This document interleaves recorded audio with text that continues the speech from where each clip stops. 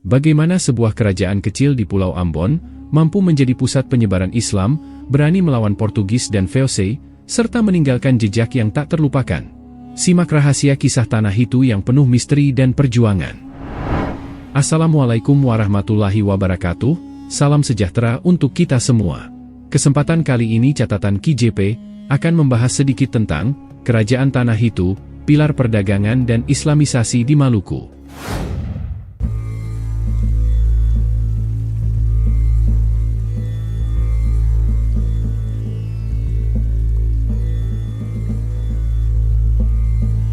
Kerajaan Tanah Hitu merupakan salah satu kerajaan penting dalam sejarah Islam di Maluku.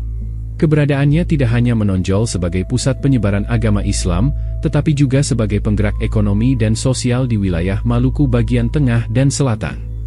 Kerajaan ini berkembang di Jazirah Leyhitu, Pulau Ambon, dan meninggalkan warisan sejarah seperti Masjid Tua Wapawe yang masih ada hingga kini.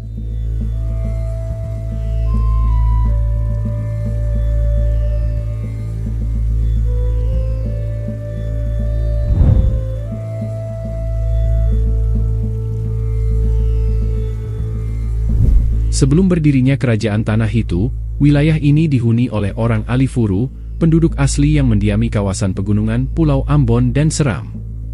Kemudian, datanglah 4 kelompok pendatang besar pada abad ke-14, yang menjadi cikal bakal berdirinya kerajaan. 1. Saupele, berasal dari tenggara Pulau Seram. 2. Wapaliti, para pendatang dari Jawa. 3. Latima atau Lating, dipimpin oleh Perdana Jamilu dari Jailolo. 4. Olong, dipimpin oleh Matalian atau Pati Putih dari Gorong.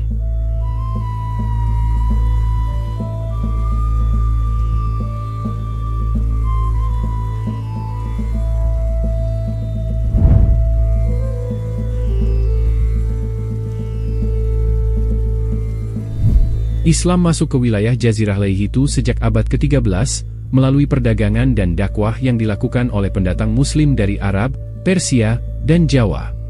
Para pendatang ini menggunakan metode perdagangan, perkawinan, dan diplomasi untuk menyebarkan agama Islam. Salah satu tonggak penting dalam perkembangan Islam di Hitu adalah pendirian Masjid Tua Wapawe oleh Perdana Jamilu pada tahun 1414 di Wawane, yang kemudian dipindahkan ke Kaitetu pada 1614 karena ancaman VOC.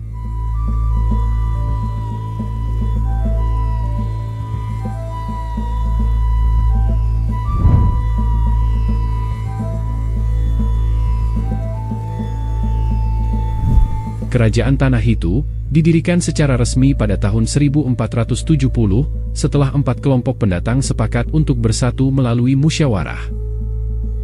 Zainal Abidin, putra Kiai Turi dari kelompok Wapaliti, diangkat sebagai raja pertama dengan gelar Upu Latu Sitania.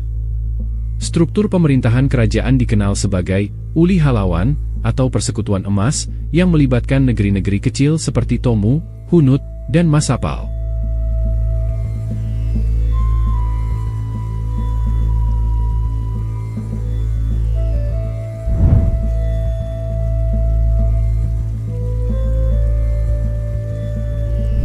Kerajaan Tanah Hitu memiliki hubungan erat dengan Kesultanan Ternate.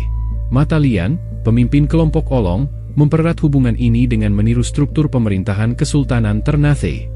Hubungan ini memperkuat posisi Tanah Hitu dalam jaringan kekuatan Islam di Maluku.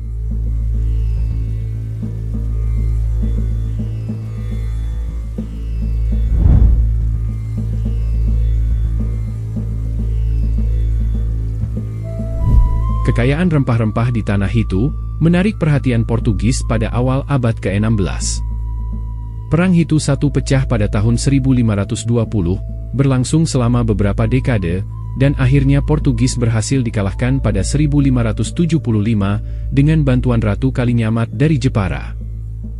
Namun, Portugis sempat mendirikan benteng di Teluk Ambon dan menyebarkan agama Katolik di wilayah selatan Maluku.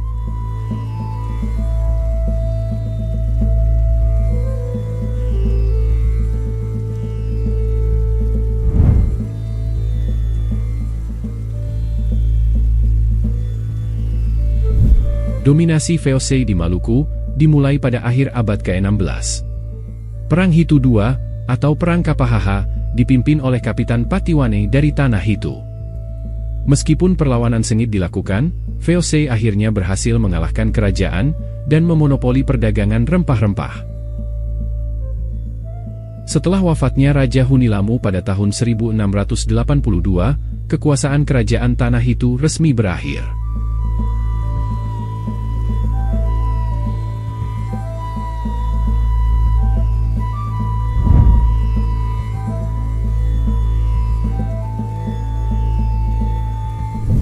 Warisan budaya kerajaan Tanah Hitu dapat ditemukan pada Masjid Tua Wapawe di Kaitetu. Masjid ini, yang dibangun tanpa paku, mencerminkan arsitektur tradisional Maluku dan menjadi bukti penyebaran Islam di wilayah tersebut. Selain itu, tradisi dan nilai-nilai sosial dari kerajaan Tanah Hitu masih dirasakan dalam kehidupan masyarakat Maluku hingga saat ini.